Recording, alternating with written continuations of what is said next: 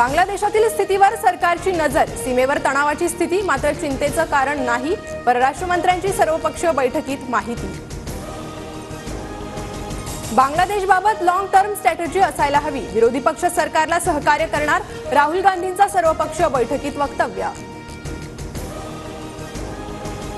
बांगलादेशवरून दिल्लीतील सरकारने धडा घ्यावा, शेख हसीनांकडून लोकशाहीच्या मुखवट्याखाली हुकुमशाही, संजय राऊतांची टीका। लाडकी बहीण योजना महाराष्ट्रात टिकणार, अशक्य गोष्ट शक्य करणं हीच माझी ओळख, विरोधकांच्या टीकेला अजितदादांचं उत्तर। राज ठाकरे थांबलेल्या हॉटेल बाहेरील आंदोलनात पवार आणि ठाकरे गटाचे कार्यकर्ते होते, आंदोलकांच्या वेशात आपली माणसं पेरण्याचं काम सुरू, मनसे नेते संदीप देशपांडेंचा आरोप। शिवसेना राष्ट्रवादी आमदार अपात्रता प्रकरणाची सुनावणी 2 आठवडे पुढे ढकलली, राष्ट्रवादीच्या वकिलांनी कागदपत्र पूर्ण करण्यासाठी अधिकचा वेळ मागितला, तर शिवसेनेची कागदपत्र पूर्ण। आम्ही रामदास आठवलेंचाच पक्ष खरा म्हणालो तर किती वेदना होतील, शिंदेंची शिवसेनाच खरी या प्रकाश आंबेडकरांच्या वक्तव्यानंतर संजय राऊतांचं उत्तर। फडणवीसांवर कावळ्यांनी अनेक हल्ले केले, ते रक्तबंबाळ झाले, झूट बोले कव्वा काटे या फडणवीसांच्या वक्तव्यावरून संजय राऊतांचा टोला। सावध रहा म्हणजे कुणबी मराठा दरोडेखोर आहेत का, बच्चू कडूंचा प्रकाश आंबेडकरांना सवाल, कुणबी मराठ्यांपासून सावध रहा, आंबेडकरांचं 2 दिवसांपूर्वी वक्तव्य। ज्यांना कळत नसेल त्यांनी माझ्या मतांवर बोलू नये, बच्चू कडूंच्या प्रश्नाला प्रकाश आंबेडकरांचं चोख प्रत्युत्तर।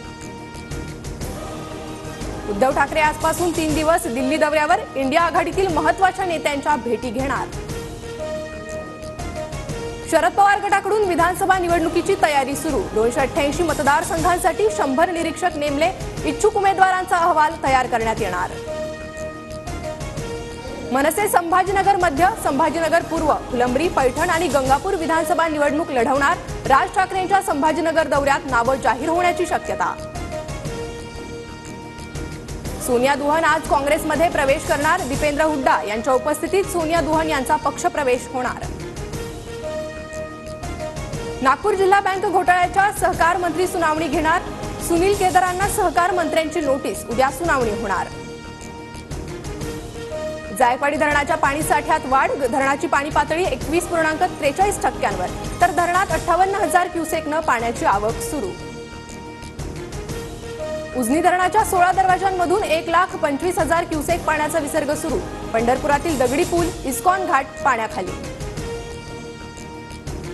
पुढील 4 दिवस राज्याच्या बहुतांश भागात पावसाचा जोर कमी राहणार, किनारपट्टी, घाटमाथा आणि विदर्भात तुरळक ठिकाणी हलक्या पावसाचा अंदाज।